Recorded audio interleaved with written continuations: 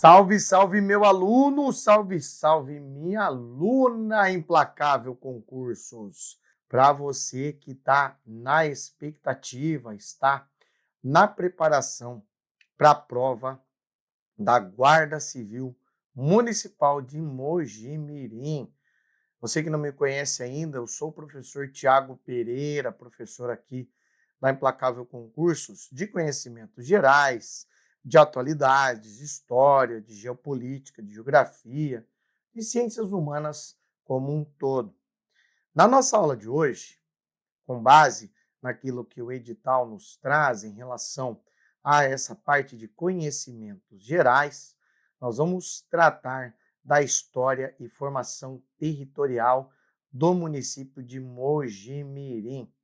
Eu quero convidar você que ainda não me segue no Instagram, vai lá, ó, @professor Tiago Pereira. Fique muito à vontade para você curtir, comentar, compartilhar à vontade, tá?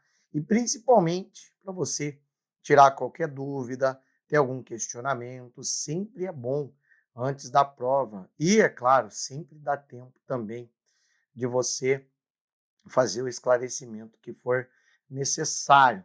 Tudo bem? Então vamos lá, pesada. Vamos falar aí sobre a formação histórica de Mojimirim, essa cidade extremamente importante aí no estado de São Paulo. Para a gente entrar, né, e entender esse, essa parte de conhecimentos gerais, antes da gente falar da história e formação territorial de Mojimirim, é importante nós lembrarmos que o que o edital cobra, né, e o que o edital nos traz aí em relação a essa parte de conhecimentos gerais,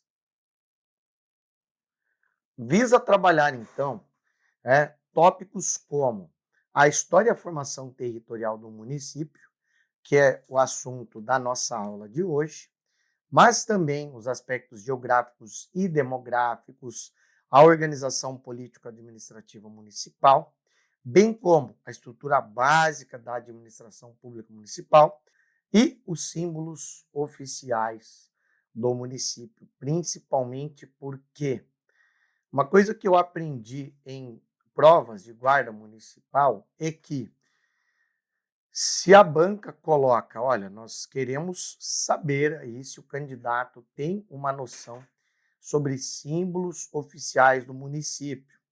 E a gente também tem o entendimento, né? Isso é muito importante, que quando a gente fala da banca, né, a gente fala aí do IBAN, geralmente ela tem algumas especificidades. Claro que eu não vou encher você agora com essa questão relacionada a como é que a banca cobra, mas é importante você saber sobre esse conteúdo, né? A banca cobra literalidade. Então, ela muitas vezes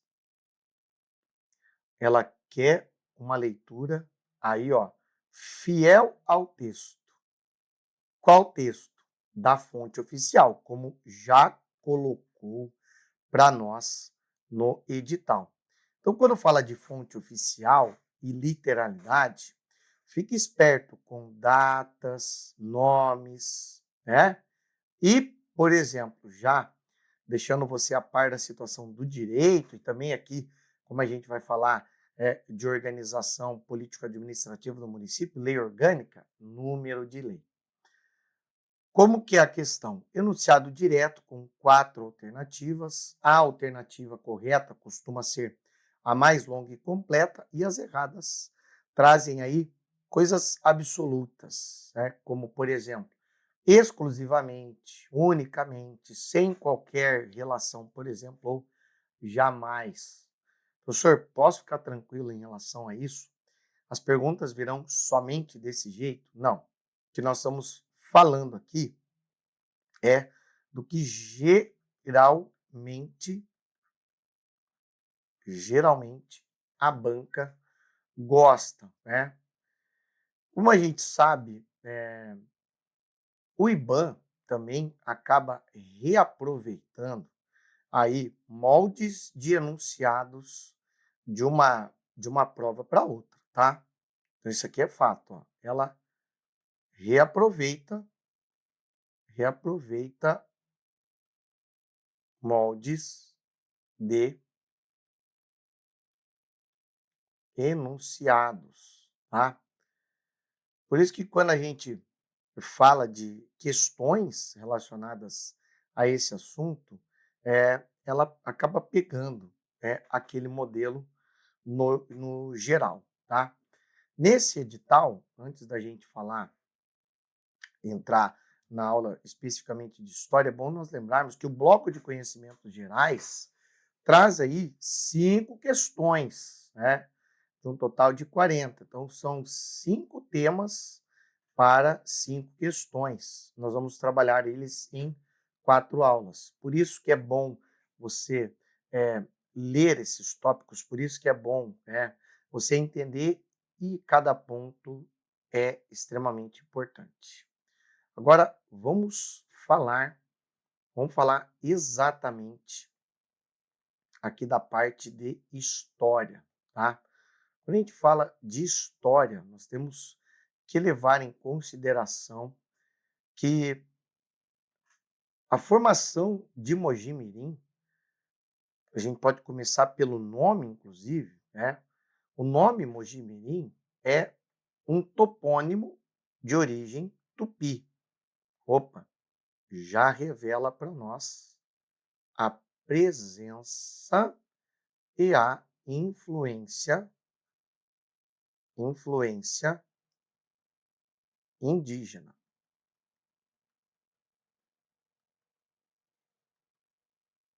Muito importante isso aqui, tá? Então, nós temos que considerar, de acordo com a Câmara Municipal e a própria Prefeitura aí de Mogi Mirim, a seguinte denominação, tá? Aceita, inclusive, pelo IBGE. Trata-se do nome Pequeno Rio das Cobras, tá? Guarda o par aí para você, ó. Mirim é pequeno, né? Mirim é pequeno, tá? Guaçu é grande. Por que eu estou falando disso? Por que eu estou colocando aí essa comparação? Porque muitas vezes, isso aqui é uma chave importante, tá? Mogi Mirim e Mogi Guaçu, né, são 2 rios diferentes, tá? São 2 rios diferentes.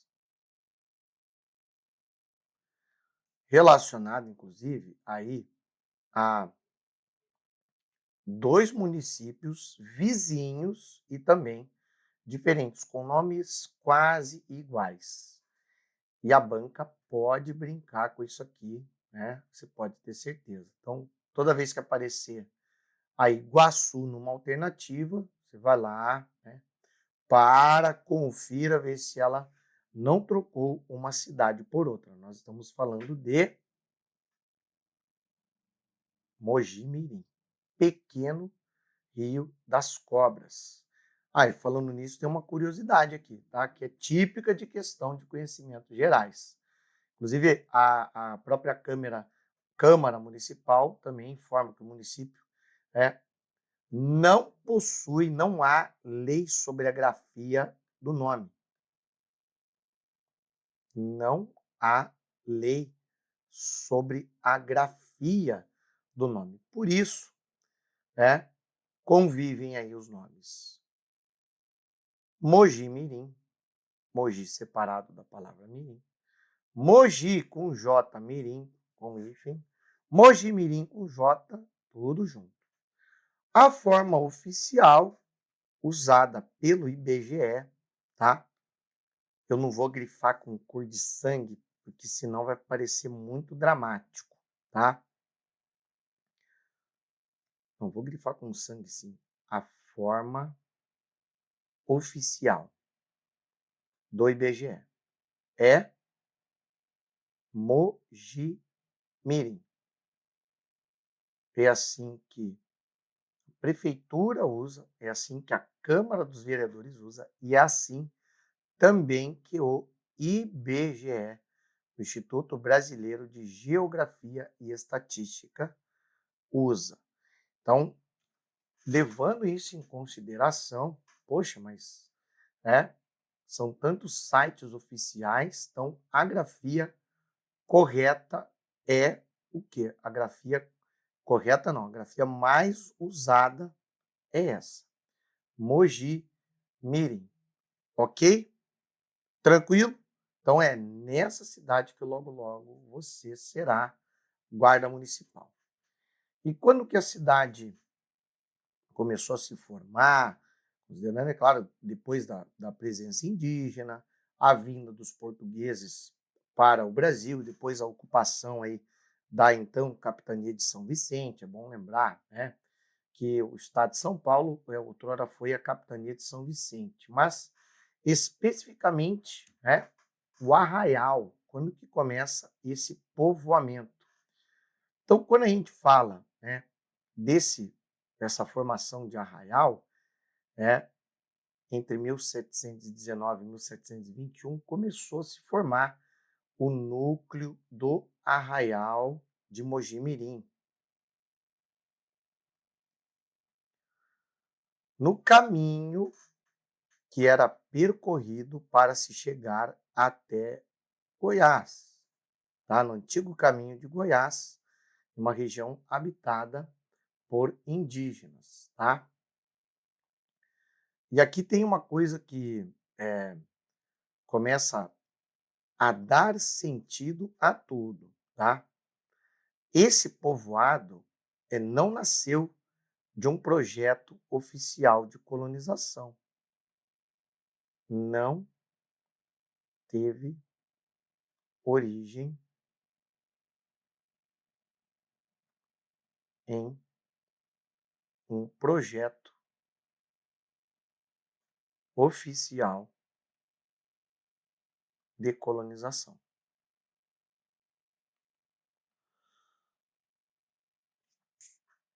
Não foi assim. Ele nasceu por quê? Nasceu porque ali passava gente. Ali passava pessoas indo em direção a Goiás em busca de quê? Em busca de ouro. Acontece que então, como a gente sabe, muitas dessas passagens, muitos desses caminhos, que obviamente, nesse contexto, rudimentarmente falando, eram estradas, acabaram tendo cada vez mais a presença de pessoas, o que nesse caso tem nome essas pessoas.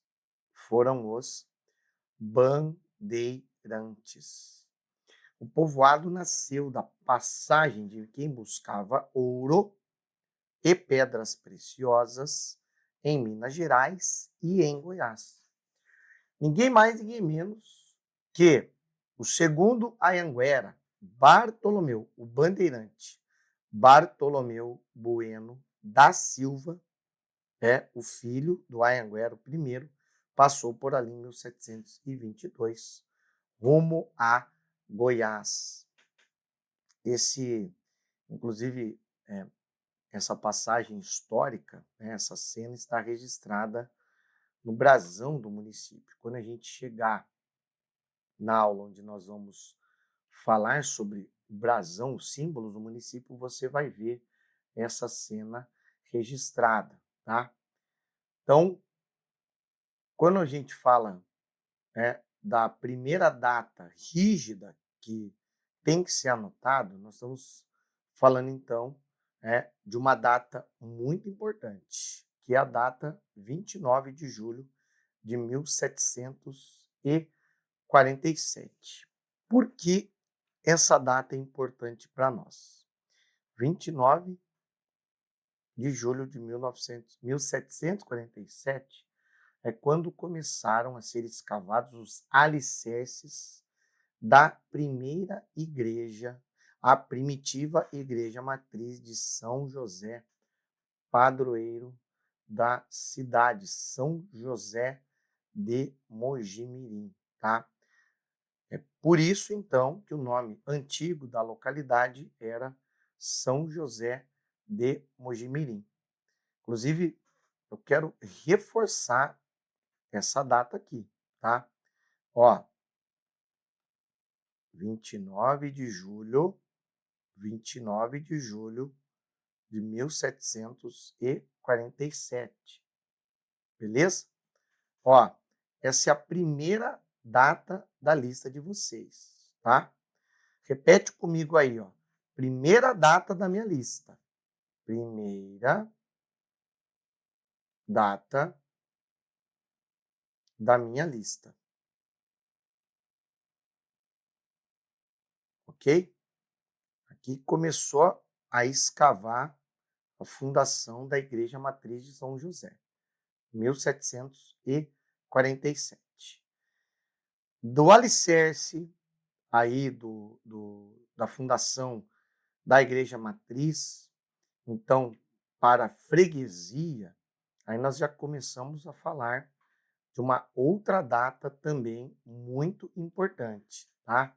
Que é 1º de novembro de 1751, a criação da freguesia de São José de Mogi-mirim, por provisão feita, por pedido feito aí para o governador, para o governo geral do Brasil, tá? O que é uma freguesia? Freguesia, piazada, freguesia aqui nesse contexto é uma paróquia,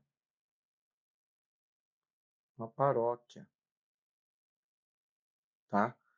Com efeitos civis. Perceba, ainda não é um município, tá? E aí, um dos detalhes que a banca pode explorar, já vou avisando a você para depois, você fala assim, bem que o professor nos avisou, tá? Detalhe muito importante. A freguesia permaneceu subordinada à vila de Jundiaí, conforme informação administrativa registrada aí pelo site do IBGE. O site do IBGE considera o quê? Ó, na formação administrativa, foi alçada aí, a condição de freguesia, mas subordinada à vila de Jundiaí. Foi desmembrada da freguesia de Nossa Senhora da Conceição do Campo, atual Mogi Guaçu. O primeiro vigário foi o padre, olha o nome aí, ó, Padre Doutor Antônio Damaso da Silva, empossado ainda em novembro, mas no dia 9, tá, de 1751. Presta muita atenção, agora redobra a atenção aqui, tá? A freguesia saiu de Mogi Guaçu, tá? Saiu de Mogi Guaçu. O município, tá? Em 1769, vai sair ainda de Jundiaí, beleza? São duas coisas diferentes em dois momentos diferentes. Não pode misturar essas datas, tá?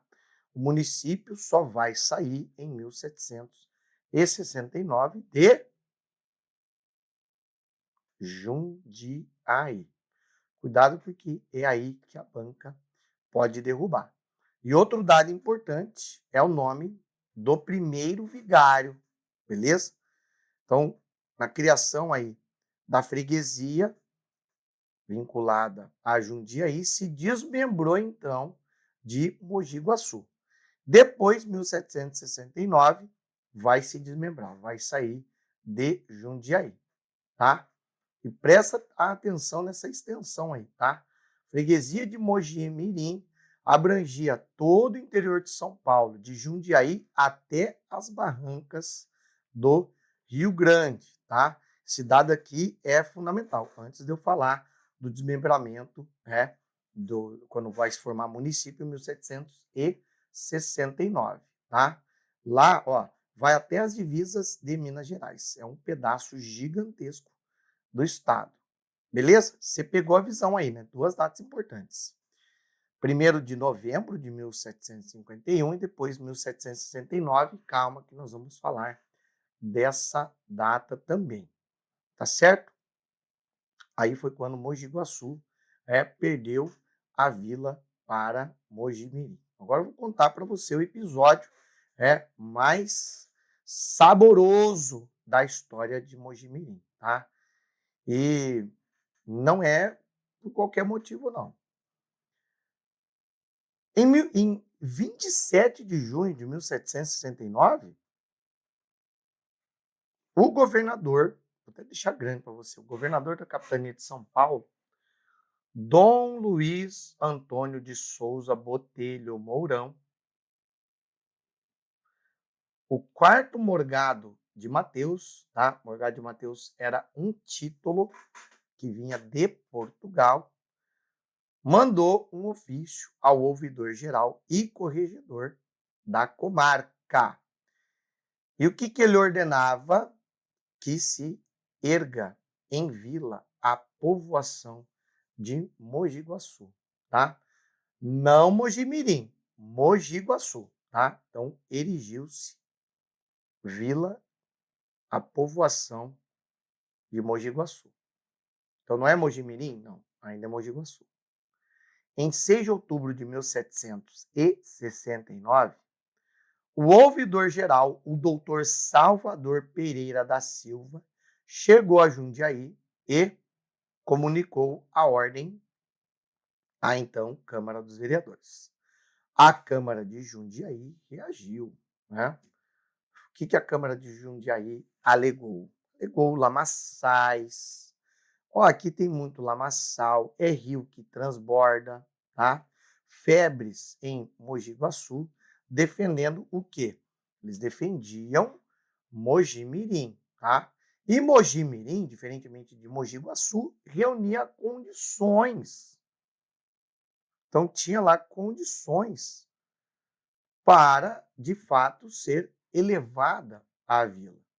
O que aconteceu? O governador acolheu, o governador falou assim, então eu vou acolher esse argumento, e deu ordem régia que elevasse Mogi-mirim a município, desmembrado da antiga vila de Jundiaí. Então, foi aí, nesse momento, tá, que então Mogi-mirim virou vila. Mogi-mirim virou vila em 11 de outubro, 11 de outubro de 1769, tá? Ou seja, por que Mogi-mirim virou vila? Virou vila porque a cidade vizinha foi considerada inadequada. Então, essa é a razão histórica do brasão do município trazer em um dos seus escudetes as armas do Morgado Mateus, né, o governador que fez a escolha, tá? Aí, diante dessa situação, Mogi-mirim foi elevada à vila e não Mogi Guaçu. Tudo bem? Agora é claro, né? A partir de então, tem a instalação da vila. A instalação começou a partir de 22 de outubro de 1769. Começa a instalar a vila de São José de Mogi-mirim. Olha aqui, ó. Esse é o aniversário do município, tá? Happy Birthday. Feliz aniversário, Mogi-mirim. Quando? Quando? Eu vou sublinhar, tá? E vou escrever aqui, ó. 22 de outubro. 22 de outubro de 1769, tá? Quem que instalou a vila? Nesse dia, chegou a Mojimirim o sargento mor Antônio Jorge de Godoy, tá? Juiz de órfãos, aí trienal da vila de Jundiaí, por ordem do ouvidor-geral. A sede, ainda ficou aí na antiga povoação de Mogi de Campos. O território tinha por limites o rio Atibaia e o Rio Grande. Esse aqui, Rio Grande, na divisa de São Paulo com Minas Gerais. Então, ó, presta bem atenção. Presta muita atenção agora. Guarda, tá? Guarda aí no papel, tá? 11 do 10 é o papel, tá? É a ordem. 22 do 10 de 1769 é a instalação, ou seja, é o ato. 11, papel. 22 é o ato, beleza? Eu quero que você repita isso, inclusive. Pode anotar, tá? É é algo importante aí. 11, papel. 22 é o ato. E lembrando também, tá? Lembrando, de quem que se desmembrou, de quem que saiu.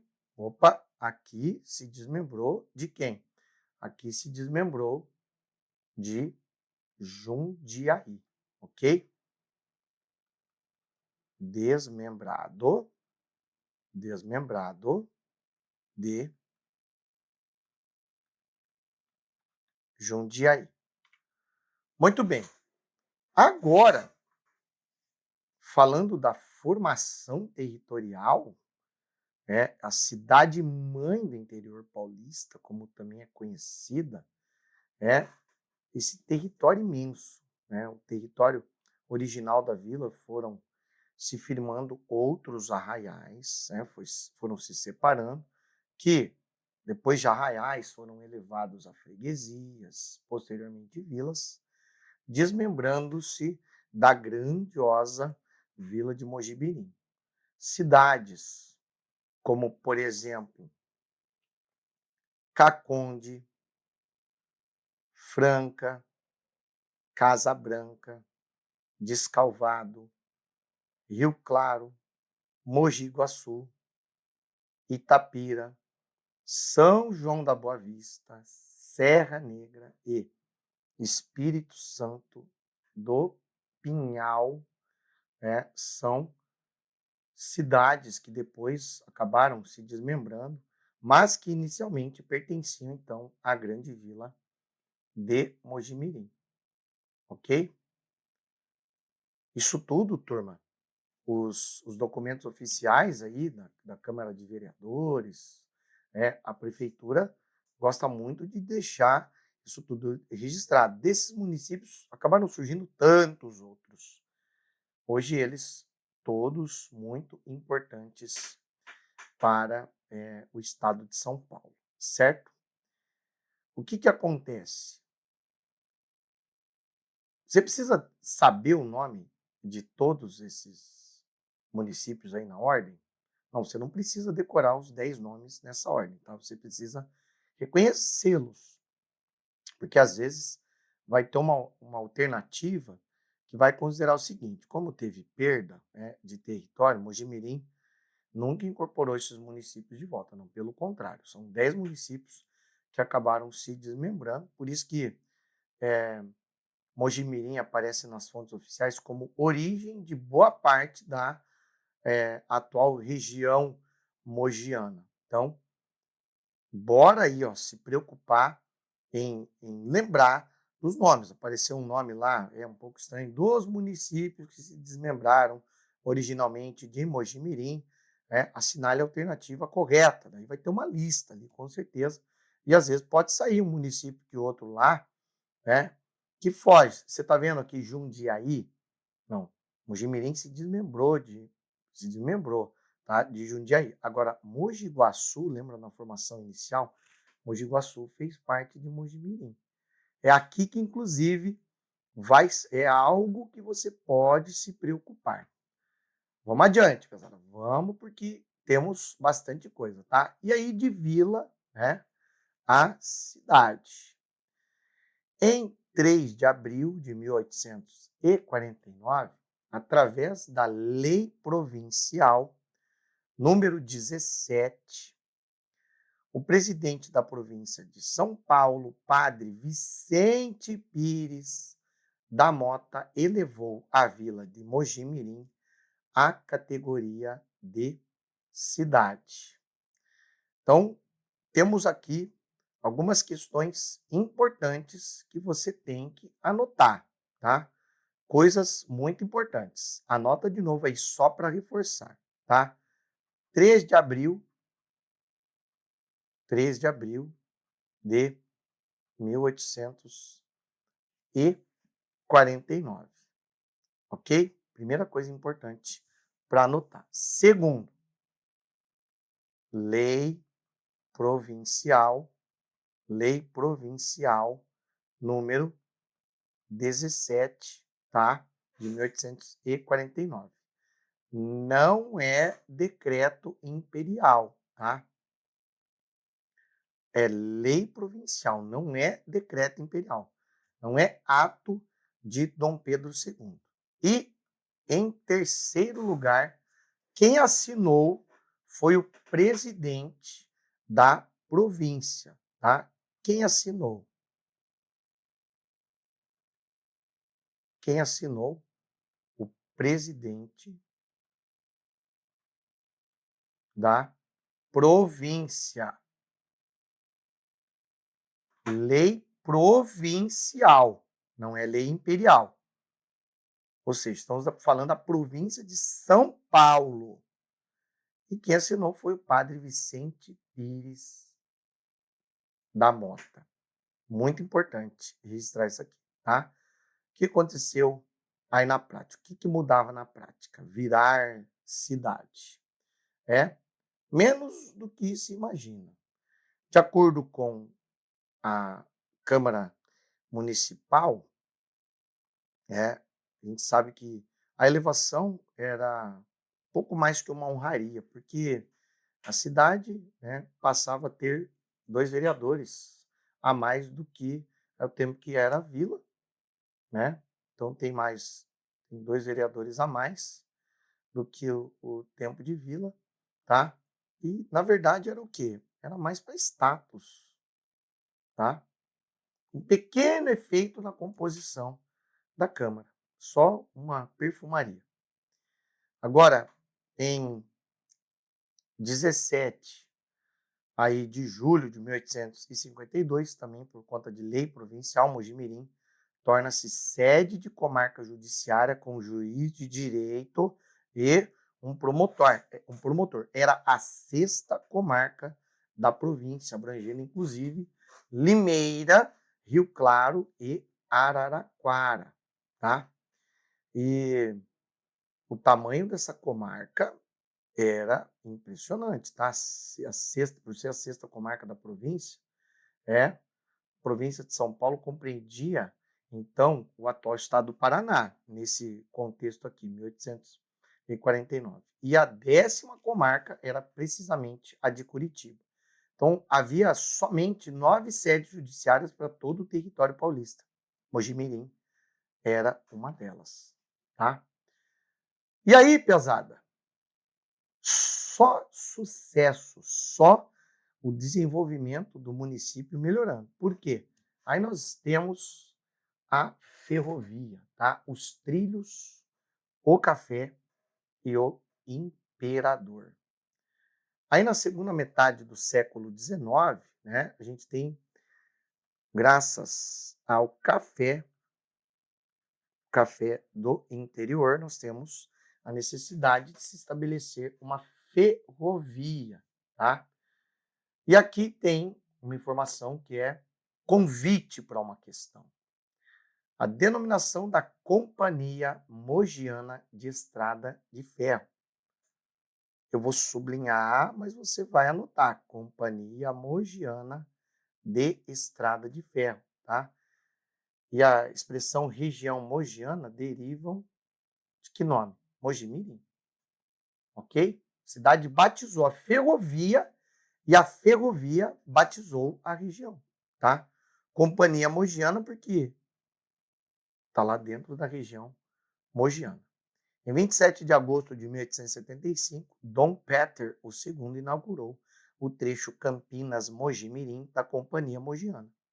Tá? O imperador visitou a cidade ainda 3 vezes, tá? Diz bastante sobre a relevância da cidade naquele momento, tá? 1875, 78, 1886. E aí começa a vir a mão de obra de estrangeiros. A partir de agosto de 1886, muitos fazendeiros passaram, então, a atrair colonos estrangeiros para as lavouras de café e de algodão. Portugueses e espanhóis, certo? E em maior número, italianos. Só lembrando, né, nesse contexto, porque da vinda de muitos imigrantes? Por conta principalmente das leis abolicionistas, tá? Leis abolicionistas,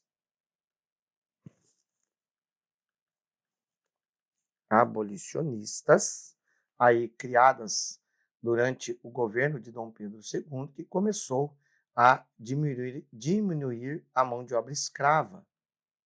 Diminuição da mão de obra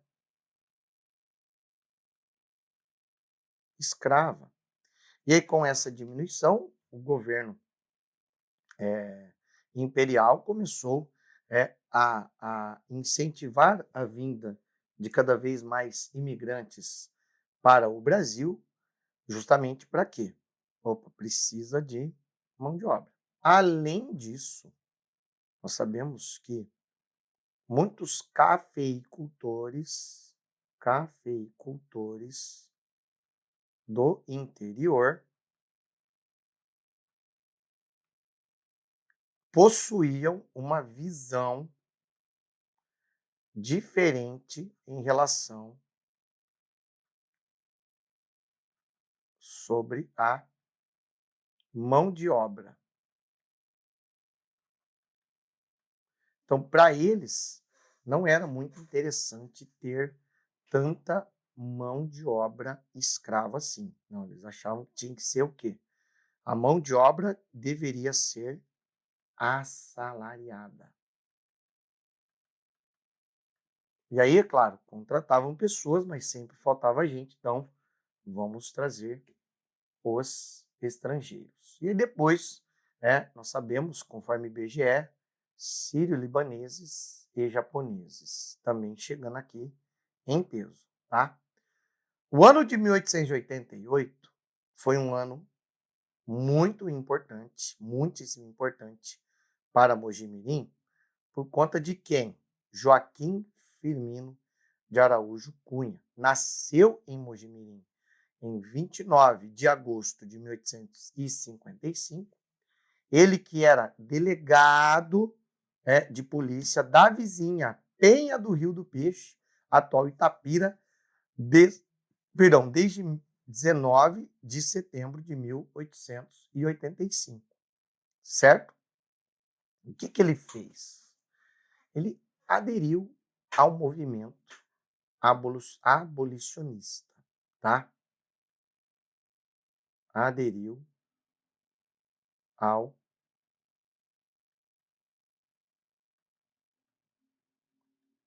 abolicionismo, tá? Recusando-se a usar a polícia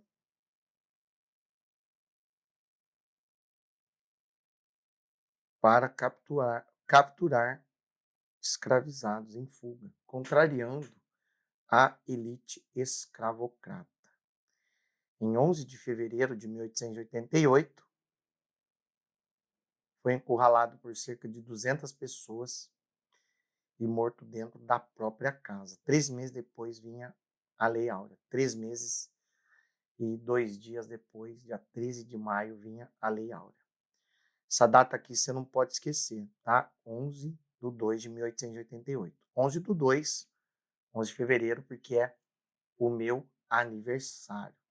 Então, esta figura política, essa figura socialmente falando, né, é muito importante. Joaquim Firmino de Araújo Cunha, beleza? Em 20 de novembro de 2024, a Câmara Municipal inaugurou um busto em sua homenagem, né? Dada aí a importância dessa figura histórica, tá? E aí, a partir do século XX, alguns ajustes foram feitos ainda no final do século XIX, começo do século XX, como, por exemplo, 16 de agosto de 1893, Lei Estadual número 179, criou o distrito de Posse e anexou ao município de Mojimirim, tá? 6 de dezembro de 1892, a Companhia Mogiana inaugurou a Estação Conselheiro Martim Francisco, voltada ao embarque de café ao redor da qual se formou um povoado. 23 de dezembro de 1981, Lei número 3.198, criou o distrito de Martim Francisco, com território desmembrado do distrito sede. Hoje, o município tem 2 distritos, o distrito sede e Martim Francisco, certo? Esses ajustes são muito importantes, considerando a atual situação territorial de Mojimirim. E aqui, meu aluno e minha aluna, eu vou deixar essa tela para você, como um resumo muitíssimo importante sobre datas consideravelmente importantes, tá? 1719 e 1721, formação do Arraial. E eu não vou falar todas essas datas, não. Eu quero que depois você coloque em prática uma técnica chamada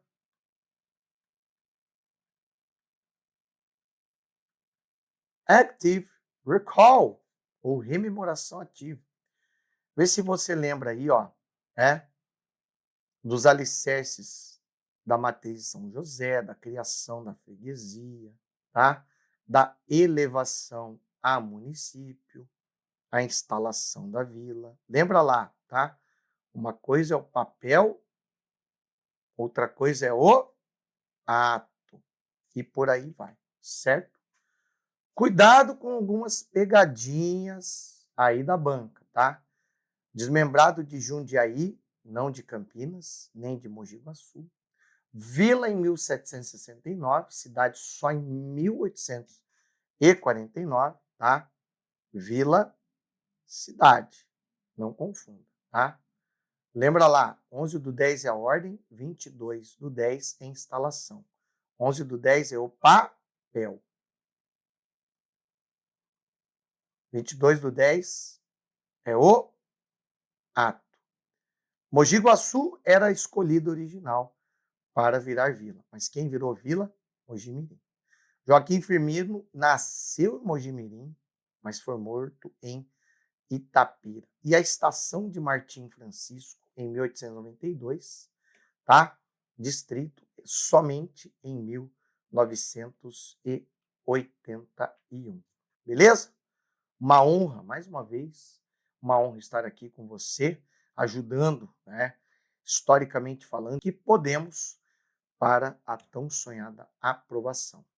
Não esquece de seguir lá no Instagram, beleza? Tamo junto, vamos para cima e vamos quebrar a banca. Bons estudos e até mais.